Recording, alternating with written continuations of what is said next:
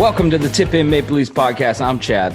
And I'm Dale. On tonight's podcast, we're going to be saying goodbye to Hyman and Freddy, looking at the other Leafs we lost in free agency, who the Leafs did sign in free agency, what the team might look like next season, and does Doobie have anything up his sleeve? Does he have a little shocker to pull out? We'll see. We'll see what happens the rest of the way here. But we'll see. In Leafs land, hey, Mr. Siva, the Leafs have just blown the fucking doors off of free agency like I've never seen before. Yes. So let's start by how free agency. Let's go time-wise. The first one to officially be announced was actually Freddie Anderson. He signed like a 1201 with Carolina. Yep. So we say goodbye to Freddie. $4.5 million per on a 2-year deal with the Carolina Hurricanes. Now, like, Carolina just traded that rookie goalie. Yeah. It doesn't make any fucking sense to me. And he signed for less money in Detroit than what Anderson got, right? Yeah. I think longer term, but less money, but he's younger. Doesn't really make a lot of sense. It doesn't really make sense unless they feel like Freddie Anderson's due to have a bounce back year, but he's 31 years old. I don't know.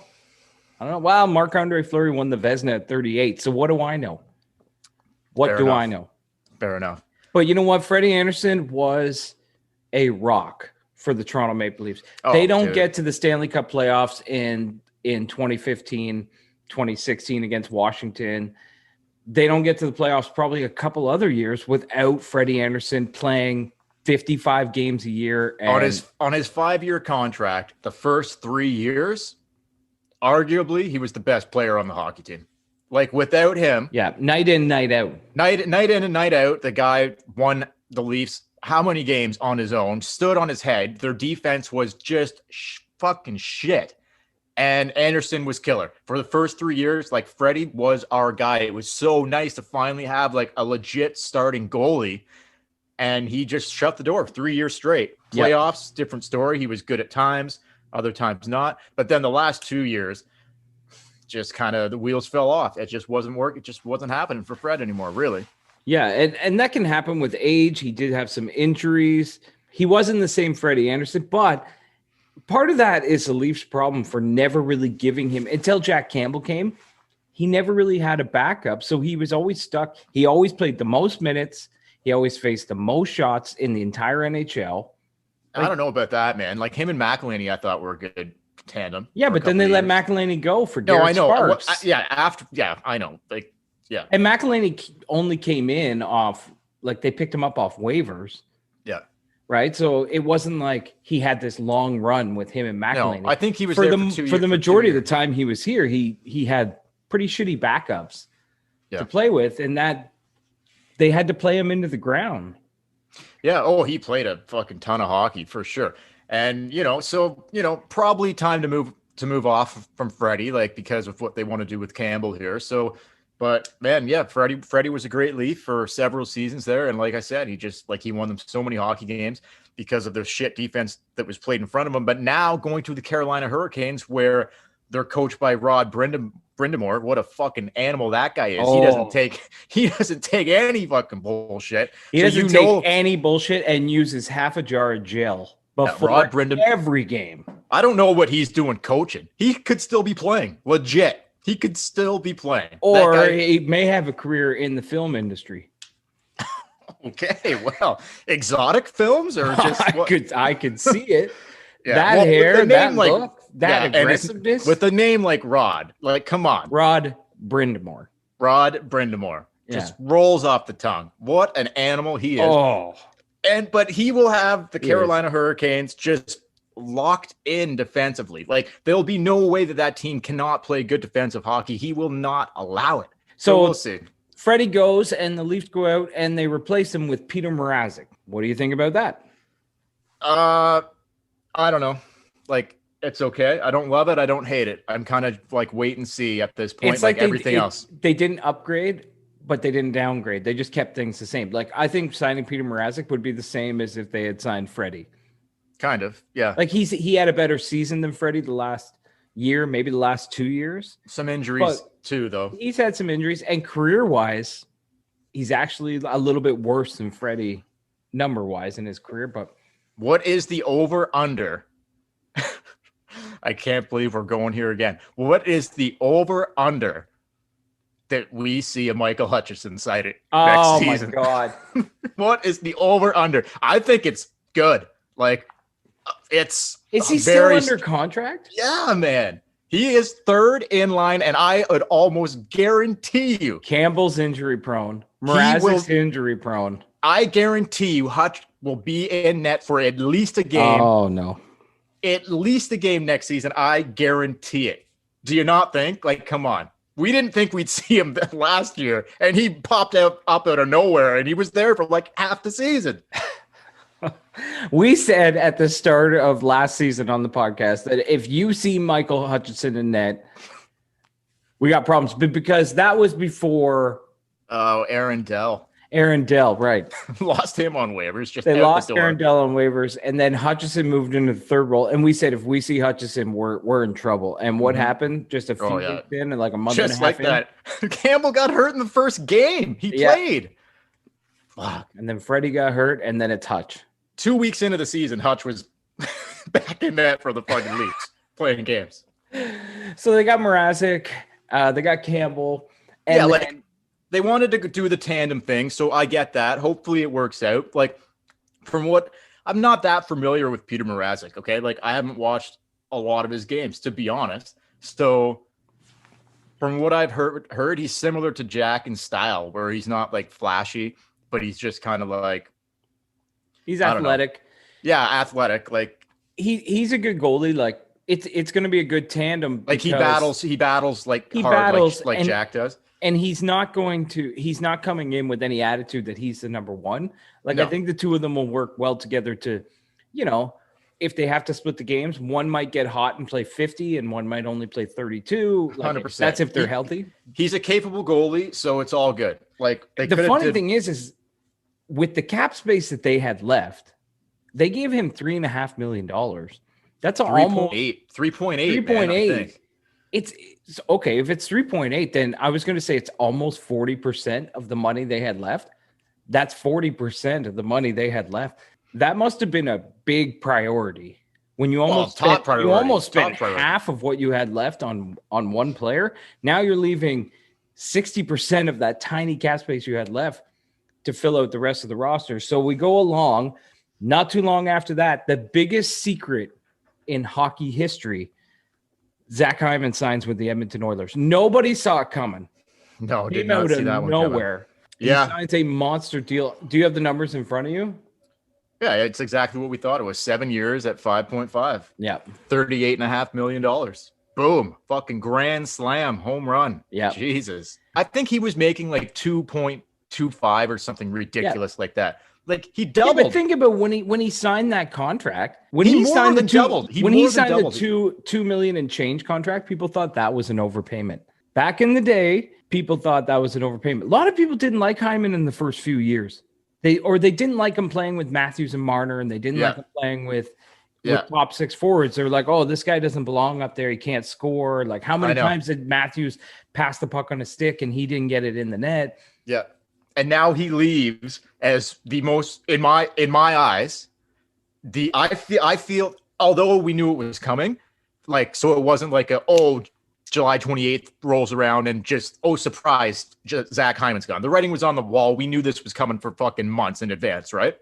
So it wasn't a shock. Well, our last podcast, you didn't want to believe it. I didn't. I thought he might. A small chance. I told you he's gone. I still have not heard the offer that was on the table from the Leafs. Have you?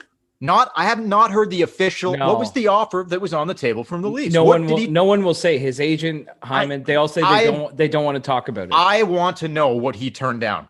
I so want to fucking know. What was the number? I so want to fucking know. Does it not piss you off kind of that we don't know what the number was that he turned down? No, because even if it was close, he took more money. I know, but I'd still okay. Anyway, whatever. Anyway, like I remember back in the day when JFJ, John Ferguson Jr., I cannot confirm or deny himself. I cannot confirm or deny, was fucking GM of the Leafs. And He let Roberts and Newton-Dyke go on to free agency. Didn't even offer them a fucking contract, specifically Gary Roberts. Okay. And I'm like, I remember hearing that on the radio on July 1st. And I'm like, this team is fucking done. They are fucking done. It was like my heart. I was such a Gary Roberts guy. Zach Hyman, I feel a little bit in the same way that I felt about when like Gary Roberts left. Like heart and soul, man, cannot deny it. Heart and soul of that fucking hockey team for heart and soul of the Toronto Maple Leafs. Zach Hyman out the fucking door. Name another guy that plays with more heart than Zach Hyman on that team. I can't think of one. There's not one. No, there's not one on that team. There's guys who play hard, and there's guys who I really like on the team, but no one gives you that work ethic. No one comes in every day and tries as hard as Zach Hyman, and he gets injured, and he has been injured the last couple of years, but so it sucks. He gave everything to that team. Yeah, it sucks. I get it. He will be beloved Toronto Maple Leaf. He penned, I'm not going to read the letter, but he did a handwritten letter or whatever to the fans, basically talking about like, you know, he loves the Leafs. Like he says, like, I'll always call Toronto home. Like he's leaving for the money. I don't blame him. He's probably leaving for like maybe 20 million was on the table from Toronto. You're not walking away from $40 million. I don't care who the fuck you are, especially not when you're going to go and play with the best hockey player in the fucking world. Yeah, and he said that. I was listening to all his radio interviews, and he basically said that. Like a big appeal of going to Edmonton was Connor McDavid and Leon Draisaitl. What's that? Ken Holland, $40 million plus I'm going to play on the wing with Connor McDavid? Yeah, okay. Exactly. Thanks. Exactly. And you'd have to be a fucking idiot to walk away from that. We should also point out that Ken Holland, he loves the Leafs. He signed Tyson Barrie, multi-year contract. What is this guy doing, man? Cody fucking multi-year, multi-year, $3 million contract for Cody Ceci. The Edmonton Maple Leafs over here. Holy fuck! Do you think Zach Hyman he was super excited, and then he caught wind on Twitter that Cody Ceci had signed in Edmonton? He's like, "Fuck." It's just going to be so weird not talking about Hyman anymore. We probably still will. Like when they have big losses, like 5-1 loss, would be like, could have used Hyman tonight, eh, boys? Yeah. But it's kind of funny when you think about it. All these players over the years leaving, Hyman, Kapanen, oh god, Janssen, like Brown, Connor Brown, all these players that have had to leave for cap reasons. Those two hurt the most, though. Hyman hurts the most. But it's funny when you look at it and you think about it, and you're like, you know, this is basically the year where either these guys who got their money, either they step up or something's got to give. There's nothing's giving. Like this is it. There's nothing. No, I know, give. but one of them's got to go. One of them's got to go if not happening. If this doesn't work out, because what can you do next year? Morgan Riley's contract's up. Did you see what the defenseman got on free agency today? I tell you, there's not too many defensemen as good as Morgan Riley on free agency this year. Look at what they were getting. Like Morgan Riley could honestly walk away. Some team was going to give him an $8-9 million contract. Yeah, no. Some team's going to give him that, and the Leafs can't afford it. He's going to walk. What's the dude's name in Columbus? Just today, I think, or yesterday, he signed a huge deal. Was Werenski. Okay. $8 or $9 million for this fucking guy. You don't think Morgan Riley's getting that? That's what I'm saying. So and what happens if Campbell pulls, like he grabs the number one role by the horns and he rides that bull to the fucking playoffs and he wins a round and his contract's up? Well, he's going to want more than 3.8. You are going to spend the rest, like Dubas will spend the rest of his time as GM patching around these four forwards that you've got. Like you, okay. Because Morgan Riley's going to go, I got to replace Morgan Riley. What am I going to do? Get a Michael Bunting on defense? Look, no, but here's where they're at now on defense is that I can paint this picture for you before it even happens. You already know what I'm fucking going to say here. They keep Riley. They make a run at it this year. It probably doesn't work out.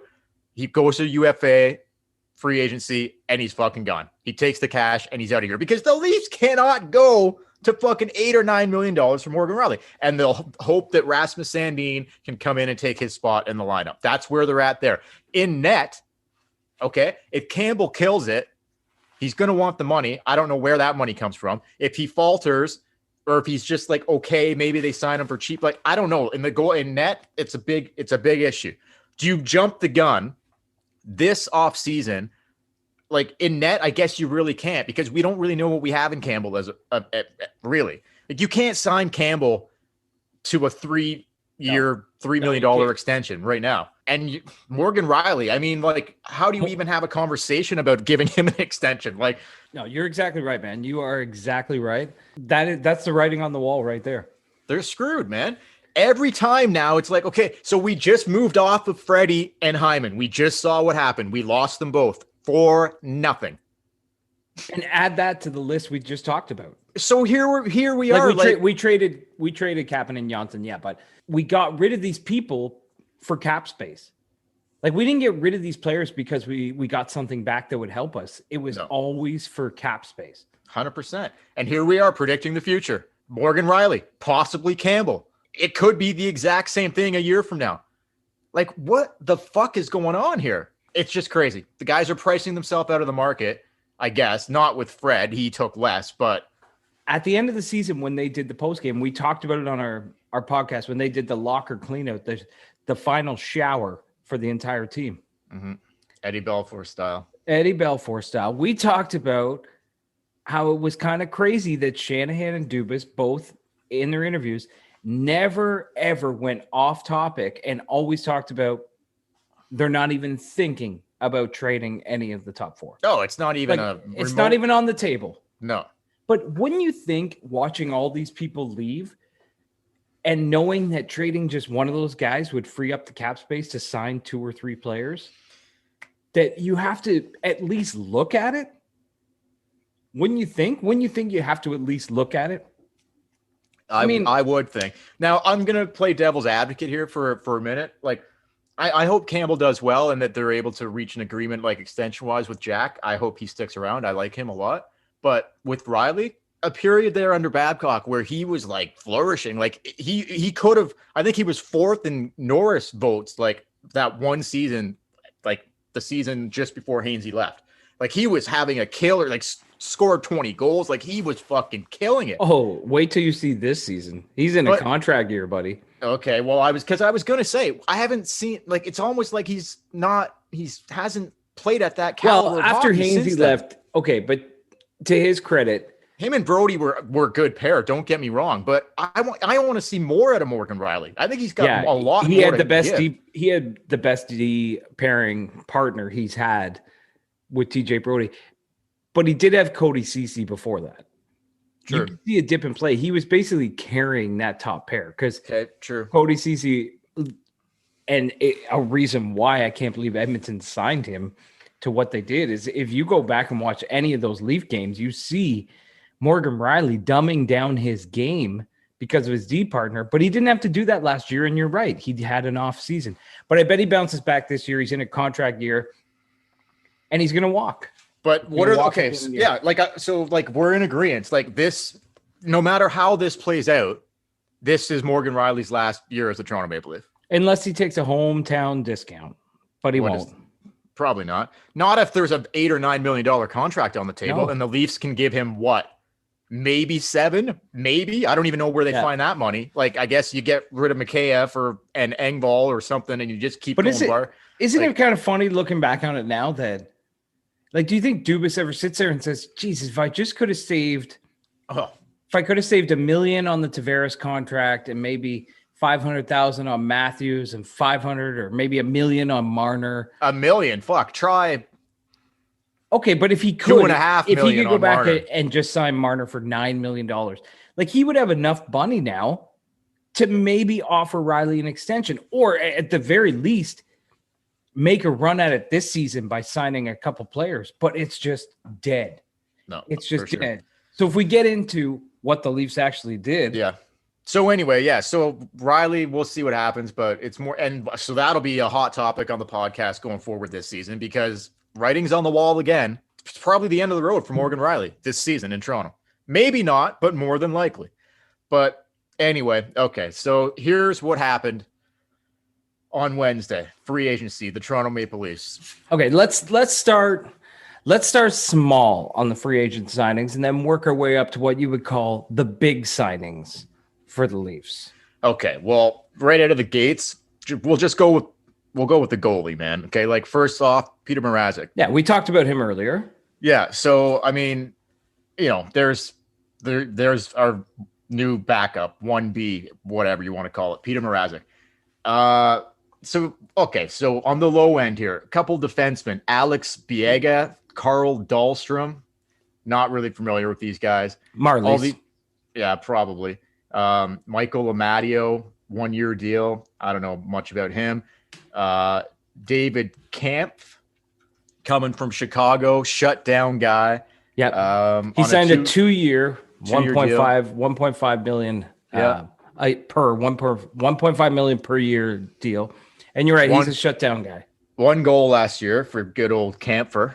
Yeah. But not bringing him in to score goals, right? No, I think they're bringing him in to kill penalties, and that may come into play when we get to another signing later on.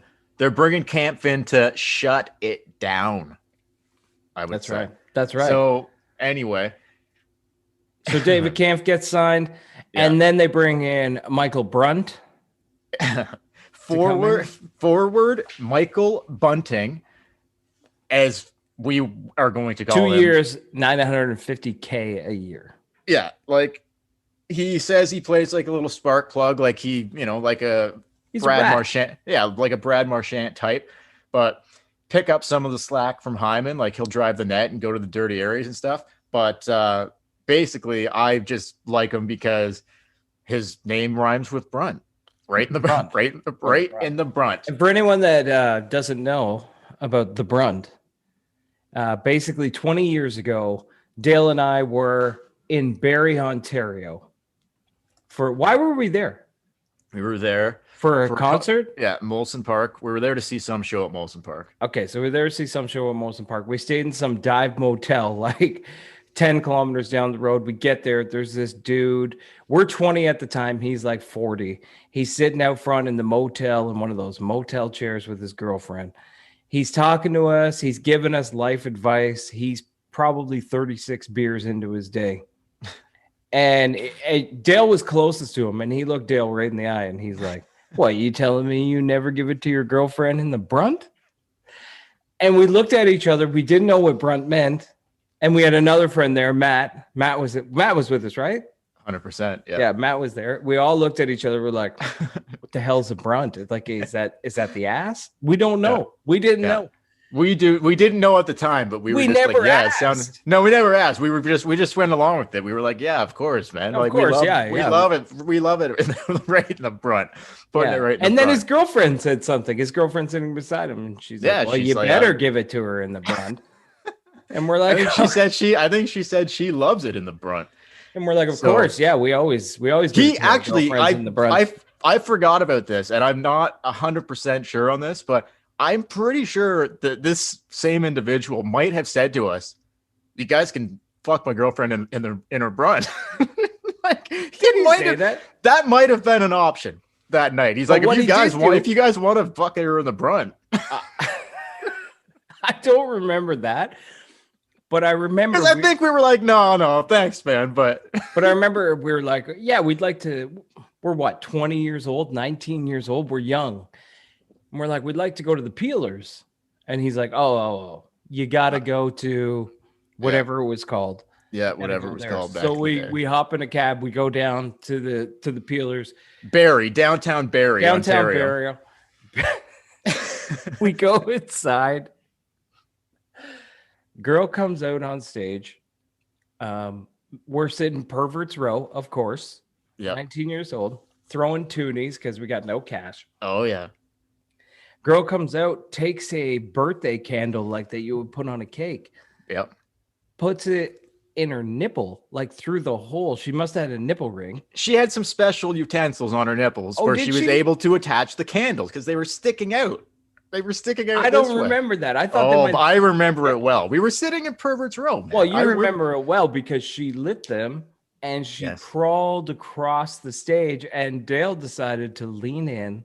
Happy birthday! Make a wish. He blew them out. He blew them out. That's right, man. Big mistake. Big mistake. Not happy. She was not happy about that. Gigantic mistake. Like, yeah, no, not a good idea. She honestly, I thought she was gonna it was not good. She was that was that was the end. That was the end. She was literally pissed, but I don't know. I couldn't resist it, man. I just couldn't resist doing it. But anyway. Yeah. Good times in Barrie. So anyway, Michael Bunting. I was gonna say something that might be inappropriate even for this podcast. So I don't know. I think I'll just leave it there. Okay. It was a fun night. We had a fun night. We had a fun night. We don't need to get into all the details. No. But what we do need to get into is the brunt, right in the brunt. Our new favorite Maple Leaf, Michael Bunting. Michael Bunting, aka the Brunt. So Michael Bunting signs 2 years, $950,000, and now here comes all of Leafs Nation is like, okay, like after this point, we're like, okay, David Camp, Michael Bunting, great. Yeah, it's not Zach Hyman. But now here comes my new favorite Toronto Maple Leaf. Who would that be? Curtis Gabriel comes over from the San Jose Sharks. Okay, 1 year, $750,000. Now here's this guy's tough as fucking nails. He will fight like anybody. Tough as nails. This guy. So they're getting tougher on day one of free agency. Nothing standing out here, but this one thing stood out to me. Get the Google fingers searching here, Chatty, because here's the thing I'm going to tell you. All right, I'm ready. Peter Gabriel. Sledgehammer. Curtis Gabriel's girlfriend happens to be the hottest. She's a sledgehammer. The hottest fucking woman on the face of the earth. What's her name? Michaela Demeter. Okay, Mikayla Demeiter.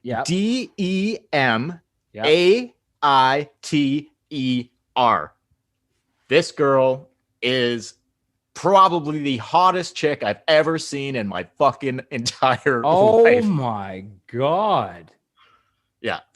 Curtis is doing pretty well for himself, I would say. He must have a sledgehammer like Peter Gabriel to be landing this shit. Sledgehammer all day for Curtis. Good on you, Curtis. Good on you. This is no joke. So do you want to explain a little? She's a goalie. She's from Chatham, Ontario. She's a former goalie, a decent goalie too, I believe. Mm. Like I think she's played for some I don't know. Anyway, whatever. Doesn't matter. I think now her main gig is she's an Instagram influencer. Yeah, and she has an OnlyFans. So I think her main deal is dudes pay a monthly fee for her OnlyFans and to see whatever content she's doing on there. Yeah. I have not signed up as of yet, but it is going to be images. A real soon purchase for me is signing up to her OnlyFans just to see exactly what kind of content we're talking about. It looks like she just walks around in her hotel room in a bikini. No, that's perfect. I think there might be a little more to it than that, but I don't know. But she is, yeah. Wow. Okay, Curtis, welcome to Toronto. Curtis, welcome, Curtis and Michaela.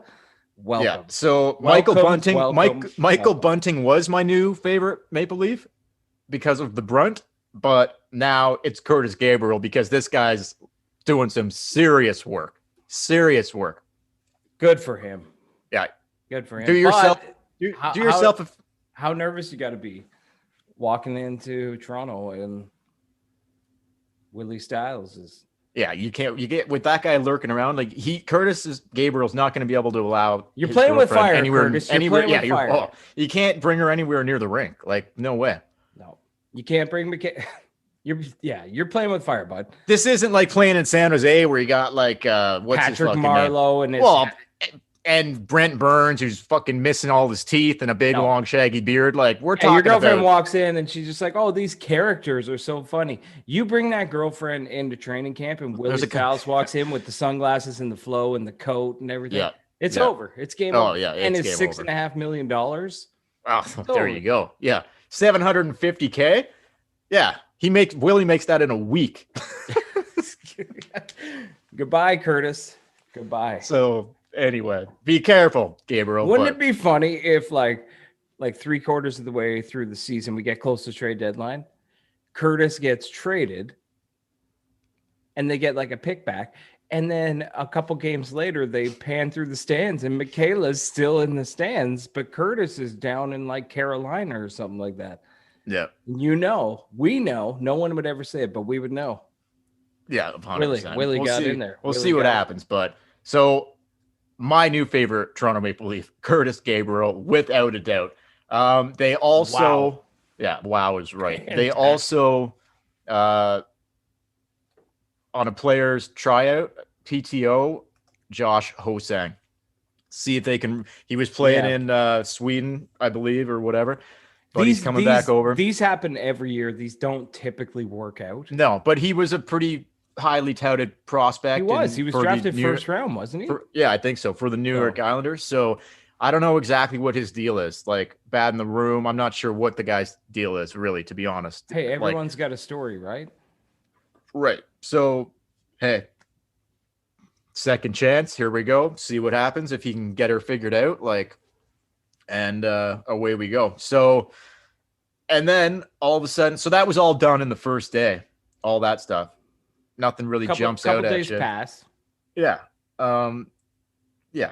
And then, so they bring in a couple Boston Bruins, former Bruins. Andre Cash. This guy he's got a lot of question marks around him, but he has a ton of upside. So they signed him to 1 year, $1.25 million.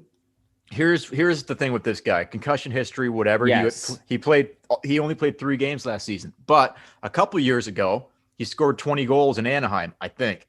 So Boston traded a first-round pick and a prospect to get Andre Cash. So he has some upside. He has something that other teams covet. But if it works out, if we can get this guy healthy and playing and it works out, great. But if not, bury the money. LTIR, he's not playing. Like, the money can be, you know what I mean? Like, that's right. I don't see a downside here. Either he figures it out and he's healthy and he can get back to like putting the puck in the net, or he's not healthy and they bury the money, LTIR, and they can free it up to do something else. Right? But don't you find that this team is built on like this whole offseason? All these players are signing: Camp, Cash, Bunting, Brunting, Curtis Gabriel, everything. And we're going to get to the next signing soon, but it's all the same.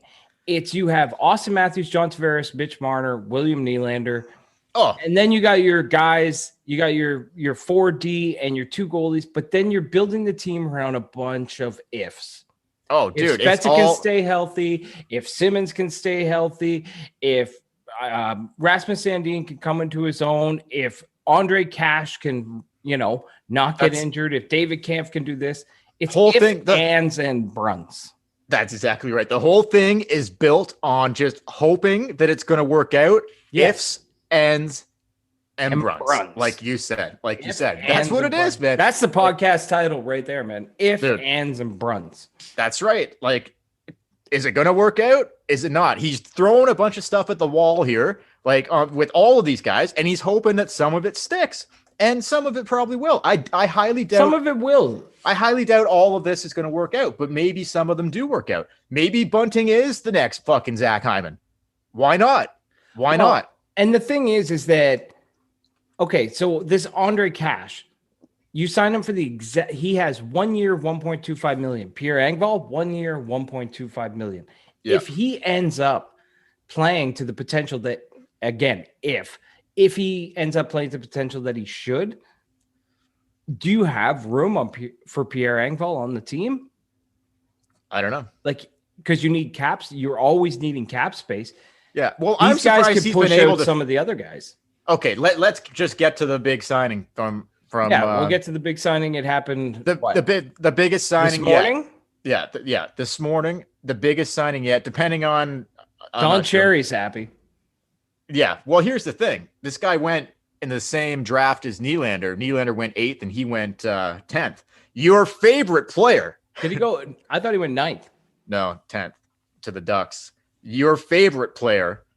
We won't get into a prior discussion that we had about this, but the Leafs signed, he was in Toronto a couple days ago. There was talks that it was in the works, and sure enough, Nick Ritchie, hometown boy, coming home to play for the Leafs. Little steep, in my opinion. You think it's steep? 2.5 for 2 years, so a $5 million contract, basically the Hyman contract, more or less.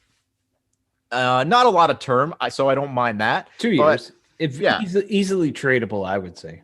I'll tell you what, man, with guys like Gabriel and Ritchie, they're going to be fucking, and Simmons too, if he's healthy again. The Leafs are going to be fucking not gritty. A joke. They're going to be gritty. Yeah. Dubas, those Gabriel, extremely gritty and tough.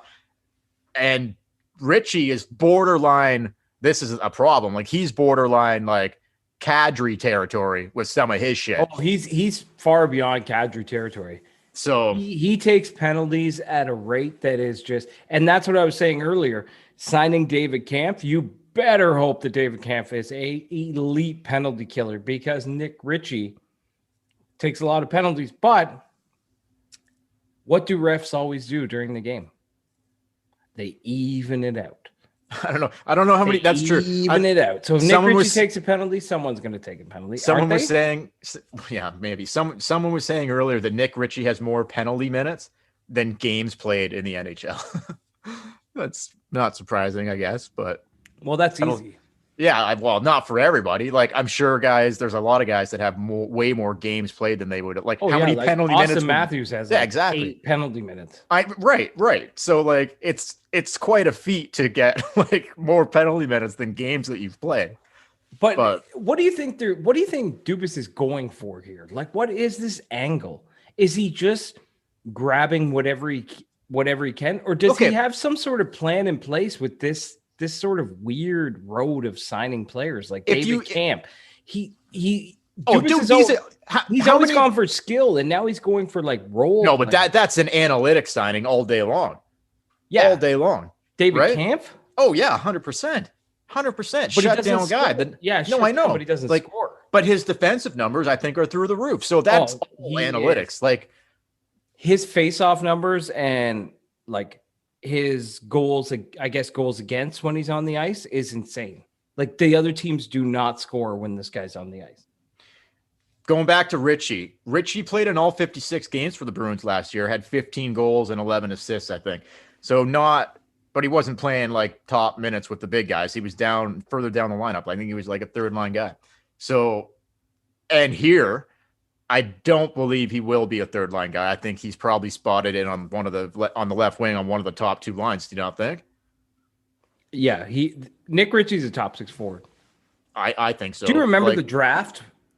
I remember it well. It was honestly, Leafs Nation was split 50-50. I didn't even know Nylander was on the fucking radar, man.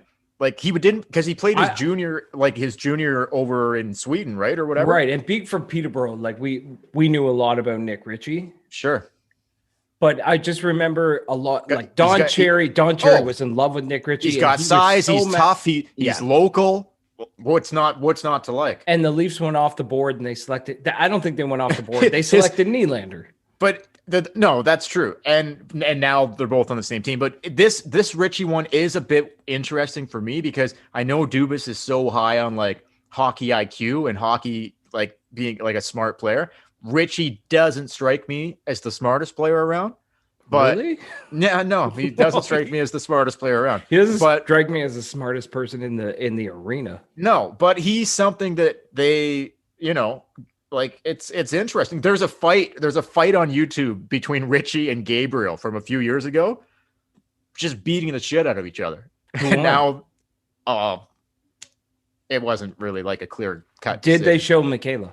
No, they weren't together then. Well, He just landed her recently. So fuck, good for him. Anyway, it's a different. I guess it's a different avenue that the Leafs are going down.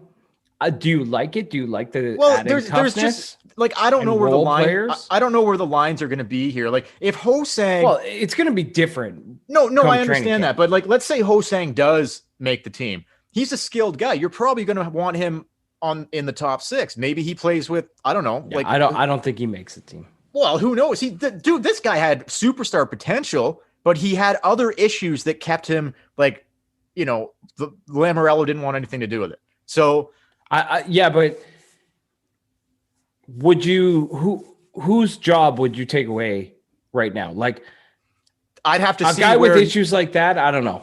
Like, would you rather Nick Robertson or him? No, Robertson, but I don't know. Or Adam, would you rather Adam Brooks or him? Like, I don't know. I'd have to see how he looks in training camp and see where he's at. Like, has he, whatever he had going on, has he figured it out? And now he's just back to like hockey's his top priority and he's going to be a good team guy and whatever the case may be. Like, I don't know. But that's what I mean with these signings.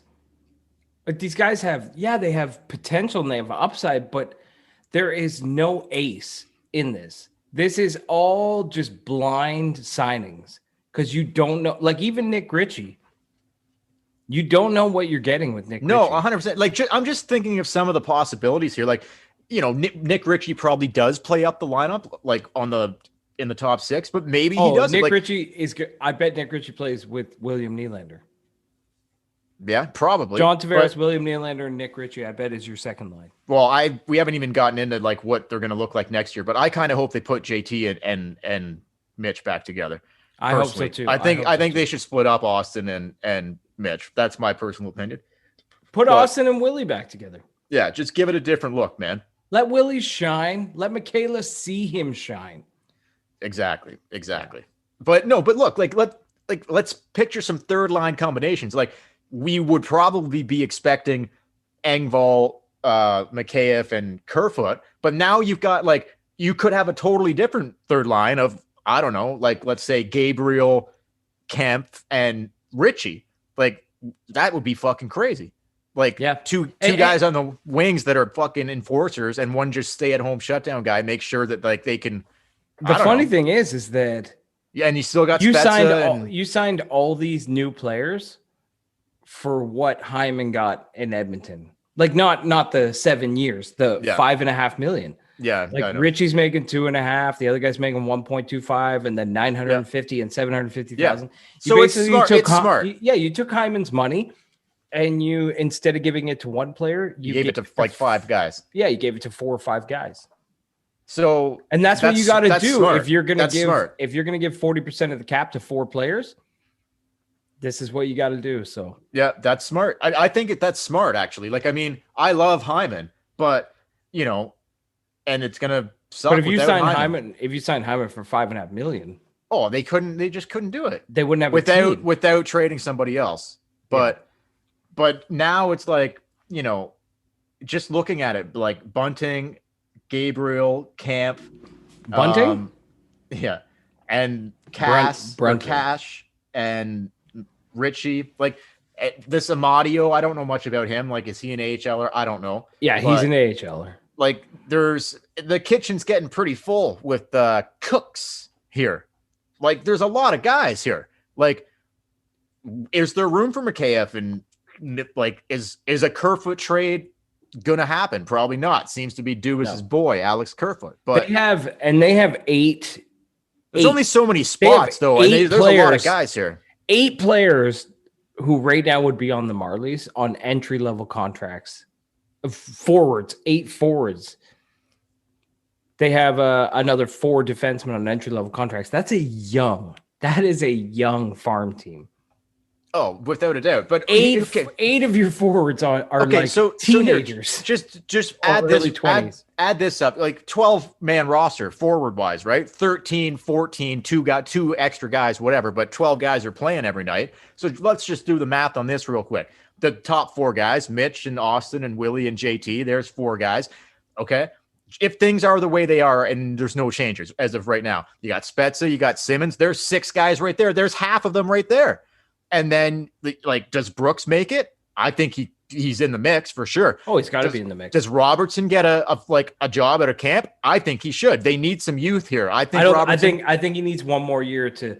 I don't think so. I think he needs one more year in the minors. Okay, well, personally, he's on my opening. He's only 19 roster. Yeah, but 19. Fuck, I want to see what he can do. They need some more youth in here. I'm like, let's go.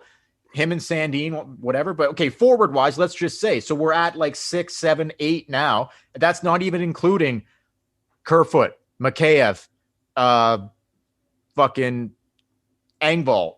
You're at 12 right there without even looking at Bunting and Gabriel in camp and Cash and that's what Richie. I'm saying. They went out and they took Hyman's money and they signed an abundance of depth, but all ifs, ands, and buts. They've literally got like close to 20 guys forwards, and like 14 of them are going to make the team. So, well, you got 5 guys that are either going to be traded or like not make the opening night or going to play for the Marlies. So that's all the signings. And you're right. And that's why they signed. A lot of these guys are on contracts that can either be traded, buried. It's like it's taking players with a lot of upside and trying to sign them for the least amount of risk. Like, if it doesn't work out, can we just get rid of this money and save the cap space? And that's basically what Dubas has done. It's pretty cool. Yeah. But at the same time, I'm not super excited about it because I don't really know these guys. Like, I don't know Brunt. Yeah. You're not going full Jesse Spano here. I'm not going full Jesse Spano. I'm not so excited that I just can't hide it.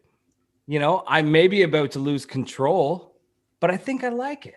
Yeah, that's right. Yeah. So you're not going full Jesse Spano though. No, not full Jesse Spano. And I hear it. Like I get that as well. But and let's just make this point. Zach Morris gave her the caffeine pills. Yeah, no shit, Zach. What are you thinking, Preppy? Every fucking episode, he's the dipshit, and then at the end, he's somehow the hero when he caused the shit at the start. Well, she started popping them like candy, though. I don't think she was taking them. But why did he give them to her? Well, she needed help staying awake to study, I think. Oh, is that why? Was it for studying, or was he trying to,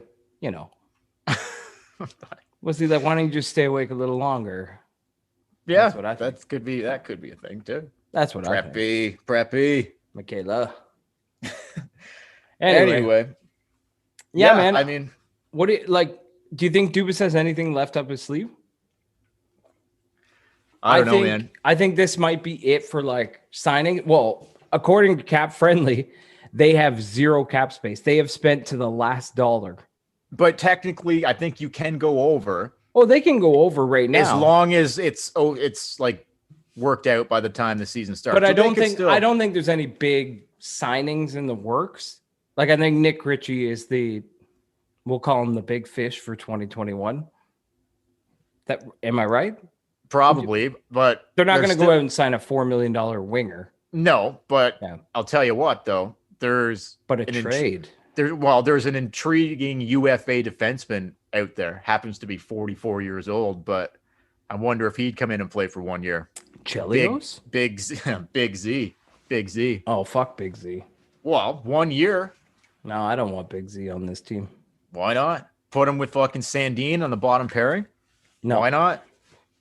Penalty killing? Like, the guy can still play, Chad. He keeps himself in unbelievable condition. No, I don't want that. I don't want any more guys in their 40s. I don't want that. Well, I think this is one thing I've loved about all these signings. He's a winner too, though. Okay, he's a winner, but let's just sign 25, 26 guys. It's probably not going to happen. I get it, but I'm just saying.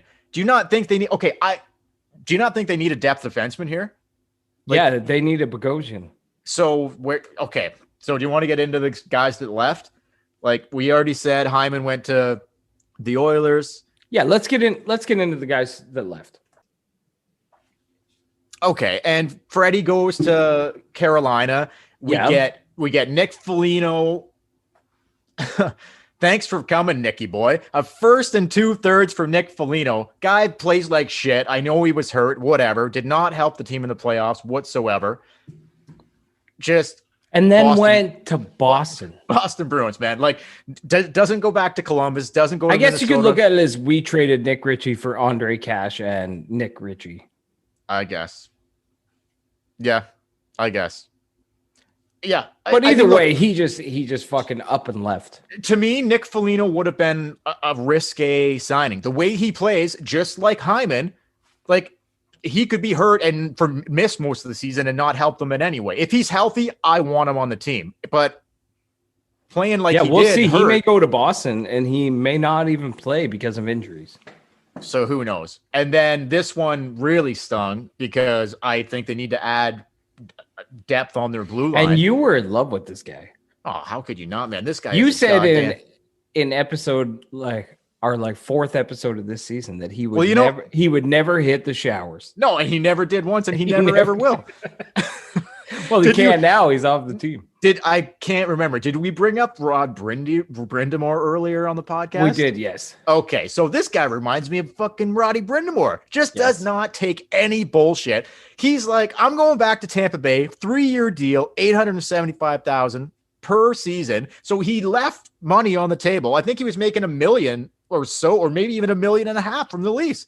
He's like, nope, lickety split. I'm fucking out of here. Fuck Canada. Fuck the Leafs. I'm going back to I'm going to Tampa go Bay. down. I'm going to shoot 18 on my days off. I'm going to flip flop it to the arena. Mhm. I'm going to wear my reach dogs in December.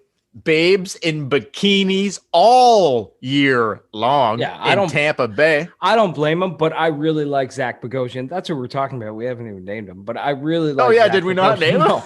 him? Zach Bogosian, right? Yeah. I really like Zach Bogosian. I thought he was great as a Leaf in the role that he played. And you're right, they need someone to come in and do that. None of the defensemen they signed, none of them. Well, they signed two guys I've never even heard of. Yeah, they're no And- Zach Bogosian. No. And looking at the free agents that are still available, defensive wise, it's not a good look. It's not a good. There's nobody that jumps Well, off the big, the page you say like the a big Z. You say the big Z. Zdeno Chara. Would you do that? No, I don't know I if just said I wouldn't do it. I said Yeah, this so- earlier. Yeah. I wouldn't do it.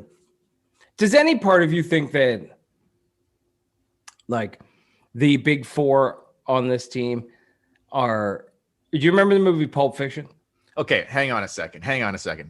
Here's the thing with this is that we were talking like how going back to Dubas for a second, like when he was doing his media rounds, what did he keep saying? These are my guys. These are my dudes. I believe in my boys. These are my Yeah. guys. They're going to figure it out. They're going to take the steps. They're Shanahan going to get too. it done. Okay. So Someone asked him point blank, "Are you even looking?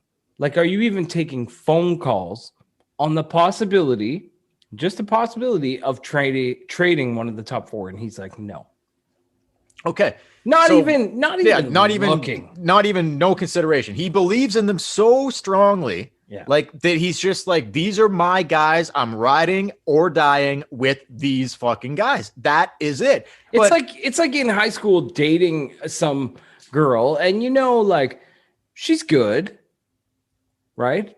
But someone asks you, "Hey, have you got your eye on anything else walking up and down the halls?" And you're like, "No,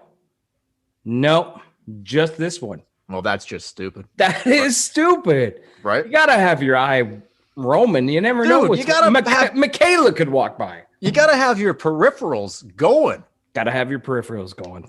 So look, man, like the guy, but the consistent message here to Nylander and Marner and Matthews and whoever else is the core guys is like, look, boys, like, I'm in love with you. are you getting the message that you need to take a step? It can't be the same thing again. Like, you need to figure out how to play in the playoffs. There's an extra gear that needs to be fucking taken to when it comes that time of fucking year, man.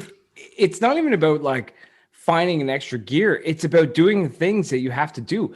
The ice gets smaller. You've got to take hits. You're gonna get hurt. You've got to play through. No doubt. Hurt. Like look at the shit that Marner has been taking. Like, right? He was the whipping boy because he fucking had a terrible play. So Mitch Marner needs to look in the fucking mirror and have an attitude of like, not I'm crying in the penalty box because everything's gone so fucking poorly and I haven't played worth shit. He needs to be like, you know what?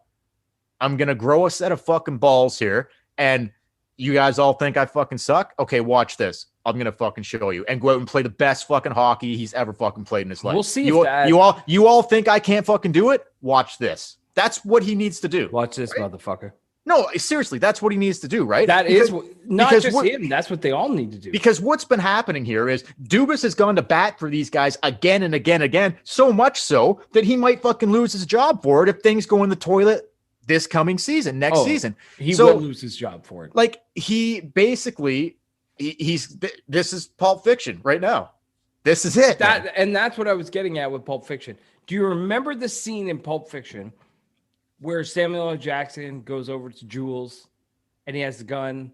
He is Jules. He goes into the scene. He has the guy Vincent. So Travolta is Vincent. Samuel's Jules. So Jules goes in. He has the guy in the Lazy Boy, and he has the gun to his head. He's like, "Do I look like a bitch?" What he said first was, "That looks like a tasty burger. Do you mind if I have a bite?" Right, but that has nothing to do with what Kahuna burger. But I feel like Dubas is Jules walking into the dressing room, looking at the four guys and saying, "Do I look like a bitch?" And they're like, "No." Like, then why are you trying to treat me like one? Oh, not that. That's not what he said. He said, why are you trying to fuck me like one? I know, but I didn't want to say that on the podcast. But okay, why are you trying to fuck me like one? They might fuck him right out the door. Like, that's the whole thing. So yeah, that's what I'm saying. Like, that is, it just suits so perfect. He is out there. He is saying everything right. He's fucking protecting these guys at all costs.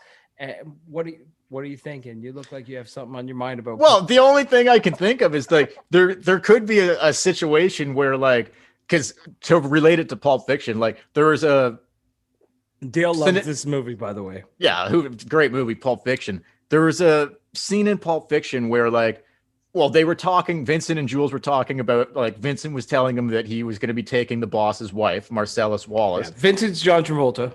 Yeah, he was going to be taking the boss's wife out for dinner or whatever because the boss was going to be out of town. And Jules, like, Samuel Jackson, said that's not a good idea. He said the last guy that took his wife out when the boss was out of town ended up giving her a foot massage at the end of the night. And when Marcellus Wallace found out about it, he threw him off the fucking apartment building. Good night, Irene. So, and they were trying to compare foot jobs to hand jobs. He's like, that's not even in the same league, whatever. But I'll tell you, bringing it back to the lease and yet still Pulp Fiction, there was when Travolta ends up going out with Uma Thurman and they go on the date and they end up going back at the end of the night and there's like sexual tension and chemistry there. And Travolta's thinking, which is Marcellus Wallace's wife. Yeah. Travolta doesn't know what to do. Like, he wants to, but he knows that he's probably going to get thrown off an apartment building if he does. So this kind of goes back to, like, guess what? Curtis Gabriel, Willie Nylander, Michaela. All of a sudden, Nylander and Michaela find themselves alone at a party. What does Johnny Travolta do? And in that scene in Pulp Fiction, he goes he excuses himself to use the restroom. Okay, he says, "I'll be right back. I'm going to use the restroom." Great hair in that movie. Oh, the best, man. That was like his comeback flick. Like, his career was in the toilet, but Pulp Fiction, he just skyrocketed back to success. And then right back down. Yeah, like, welcome back, Kata. But anyway, so he goes into the bathroom. He goes into the bathroom and he's like, he's debating, like, he wants to get something going, but he knows that it's a bad idea. And he looks at himself in the mirror and he says, he's just like, he's so cool in the movie too. Eh? He's just so cool. He's like thinking. He's like, you know what? It's like, you're going to go out there. Here's what you're going to do. You're going to go out there. You're going to say, thanks for a wonderful evening. I had an incredible time. Then you're going to go home. You're going to jerk off. That's all you're going to do. So that's like what I could see Nylander at a fucking Leafs Christmas party. He's like, Curtis Gabriel's going to knock my head off. He was gonna go out because Gabriel would beat the shit out of him. Oh my god, yes. Tough. So I could see a scenario of that like playing out this year. Anyway, that is a sort of a could happen, but what I'm saying is actually happen. Dubas is telling his players, "Do I look like a bitch?"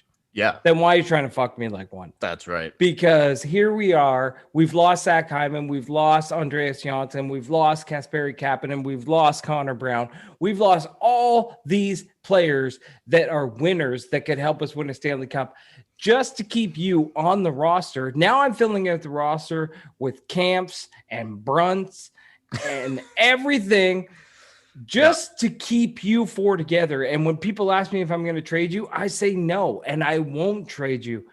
But don't fuck me. Don't fuck me on this. Go out there and win. Fucking win. 100%, man. Like there's no more of this. Like, we're going to learn a lesson here. We're going to like all that shit is fucking out the window. It's time to fucking show me you guys can fucking can do what you have been proven that you can't do. Prove to us that you can do that what you can do. Sure. They talk like, a big game. Oh, sure, man. Like, I love playoff hockey. It brings out the best. They all say that shit. And then when playoff hockey comes, they're gone. No, like obviously the Tavares thing was terrible, but like I'm not talking about Tavares. No, Tavares I know, but like I'm just running this it down here. Mitch. Like, I don't. And Austin Matthews, 1 goal in the playoffs. William Mitch Marner, Nylander, no goals. 8 points in 7 games. Killed it. I got a boner. 100%. Boner. Yeah, 100%. This is strictly on those two kids. It's strictly on Mustache and Marner. So do they come like, like Austin's going to score his 50 goals. Oh, the regular season, I'm sure they'll kill it, man. But we got to wait a year. Not quite a year now, but until next spring to see like what's up. Do they make the playoffs? Number one, because if they don't, fucking might as well put a fucking bomb in there and blow the whole fucking thing up. But do they get the Bruins? Do they like? I think it's important for them to have a good regular season to position themselves to win the Atlantic, to maybe play a wildcard team to prevent you from playing Boston or Tampa in the first round. Yeah. Likely, but maybe who knows? Maybe Boston's a wildcard team. Who knows what it's going to be? And we don't even have to. It's not about waiting for game 1 or game 2 to see how they do. It's when the series gets going and the series gets tough. When series get to game 5, 6, and 7, that's when everything's on the line. That's when everyone ups their play. That's when the game gets difficult. These series, guys, they disappear. They disappeared against Boston. Minus the Washington series, the 2 Boston series, game. They won that game 5 in Boston. They played a hell of a game. Going home with a chance. Okay, but they went home with the chance to win. They lost game 6. They lost game 7, they got spanked in every game 7. They have gotten spanked. Okay, the two series against Boston, the 2 series against Boston, the play-in round against Columbus, Montreal. Okay, they had a position in all 4 of those series. They were in a position to win, and when that time came, they didn't show up. No, they just like could not even register. Do I look like a bitch? Do I look like a bitch? There wasn't. Why are you trying to fuck me like one? There. When that time in all 4 of those series, there was a time for them that they could have won. All 4 of them. It was right there for them to take. This past year, they had 3 games they could have showed up and just fucking finished it. It's mind blowing, man. It's mind blowing. How does that change? How can they change the look? No more of this shit. That's what the GM's saying right now. The GM's saying it's off my shoulders. He's your shoulders. He thinks it's going to happen. He hopes it's going to happen, but it's up to the fucking guys on the ice whether or not. He's telling them it has to happen. Okay, it has to. I gave you your money. I've fucking gotten rid of every good piece that surrounded you because I can't afford it. It's time. It's time to step up and do this. It's 100%. Time, man. They're going to get into the playoffs. They're probably going to wind up playing fucking Montreal, Boston, or Tampa. Well, there's no way you can go. You have to go through Tampa or Boston. That's inevitable. If you want to make it to the third round, like the Eastern Conference Final, you're gonna have to go. You have to win your division, which includes the Bruins and the Lightning. They have to beat one of those teams. The North Division anymore. No, like we'll see. We'll see what happens. We'll see. Anyway, anything else you want to get into? Well, I mean, I guess that before we go. Not really. This is going to be our last podcast for... Unless they make a huge trade. Like if Marner got traded, we definitely... Yeah, that's not happening, man. Like it's just not happening. But yeah. Our next guest will be Michaela Demater. If we can get her on, my goodness. It'd have to be in person. We don't do Zoom for that. Well, we'll take it any way we can for that one. Well, I would like in person. Yeah, but anyway, that would be great. That would be great. But listen, we just want to wrap things up here on the Tip and Maple Leafs podcast. We want to thank everyone who listened to the Tip and Maple Leafs podcast this past year. We really had a growth in listeners. We really it was such a fun year, man. It was a great year doing the North Division. The way it ended was so great and it was so bad. But listen, we have one listener. His name's Omar.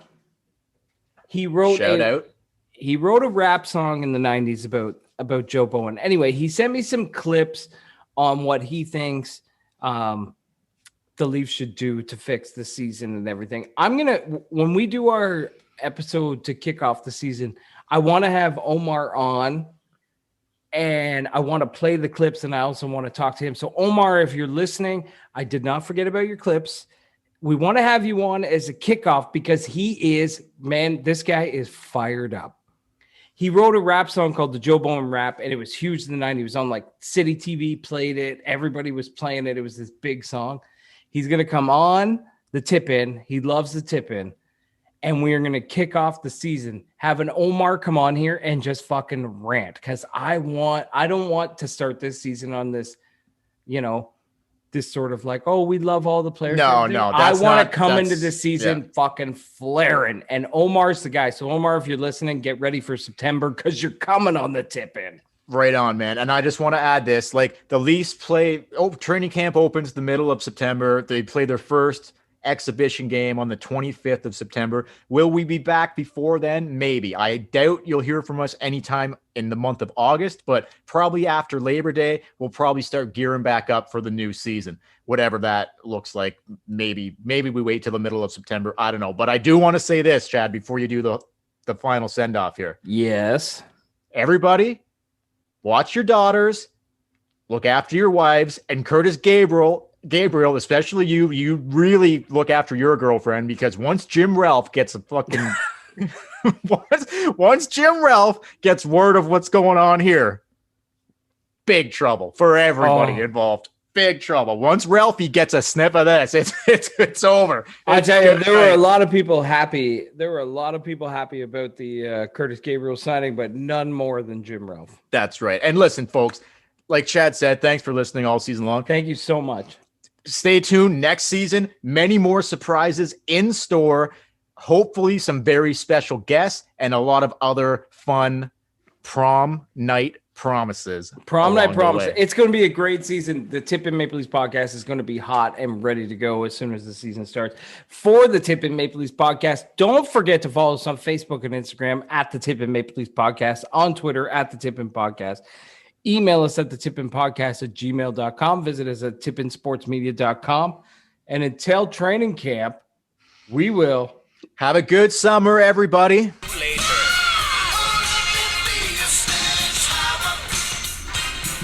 And we'll catch you later.